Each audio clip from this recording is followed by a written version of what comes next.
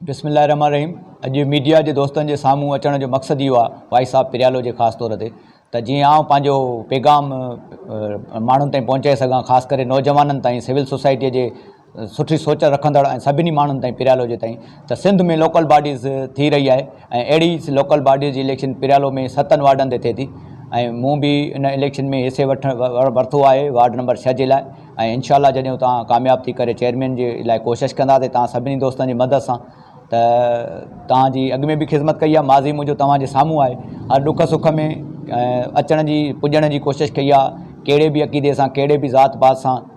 उन जो तालुक़ु हुजे, मूं कोशिशि कई आहे उन्हनि जे हर ॾुखे सुखे में अचण जी। इंसान ते हूंदे कमी कोताही बि इंसाननि में हूंदियूं आहिनि, उन्हनि खे दरगुज़र करे मूंखे वोट ॾेई कामयाबु कयो त जीअं आउं डबल तव्हांजी ख़िदमत करे सघां। हिन वक़्तु मां कुझु न हूंदे बि सिंगल तव्हां वटि पुॼंदो आहियां, जेको मुंहिंजो हाल आहे, पर जॾहिं आउं कंहिं उहिदे ते हूंदुमि, कंहिं ताक़त में हूंदुमि त तव्हांजी ताक़त हूंदी, तव्हांजे कमु ईंदुमि ऐं मखदूम जो शहर आहे, उन में ख़िदमत कंदासीं गॾिजी सॾिजी। ऐं मूं हमेशह कोशिशि कई आहे त सभिनि खे गॾु खणी हलूं, सभिनि पार्टियुनि खे गॾु खणी हलूं, सभु जेके सियासी समाजी हैसियत दोस्त रखनि था नौजवान, उन्हनि खे हमेशह गॾु खयो आहे। ऐं जेकॾहिं तव्हां मूंखे कामयाबु कंदव त मां अॻिते बि तव्हांजो एहसानमंद रहंदुमि ऐं तव्हांखे गॾु खणी हलंदासीं ऐं इन मखदूम जे शहर जी ख़िदमत कंदासीं।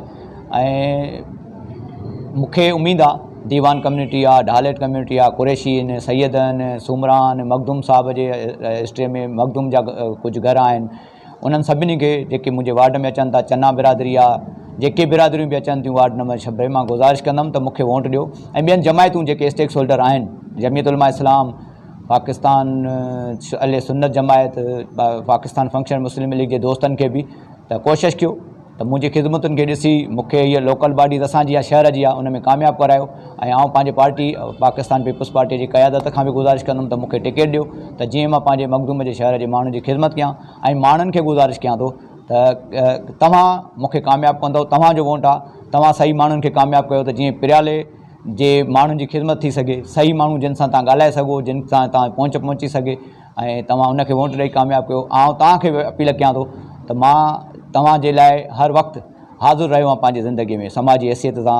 ऐं मूंखे जेकॾहिं हाणे तव्हांजी मदद जी ज़रूरत आहे, सभिनी जी, सभिनी जमायतनि जी, सभिनी दोस्तनि जी, सभिनी सियासी समाजी धुरनि जी, नौजवाननि जी, मूंखे तव्हांजी मदद जी ज़रूरत आहे, मूंखे तव्हांजे वोट जी ज़रूरत आहे। मूंखे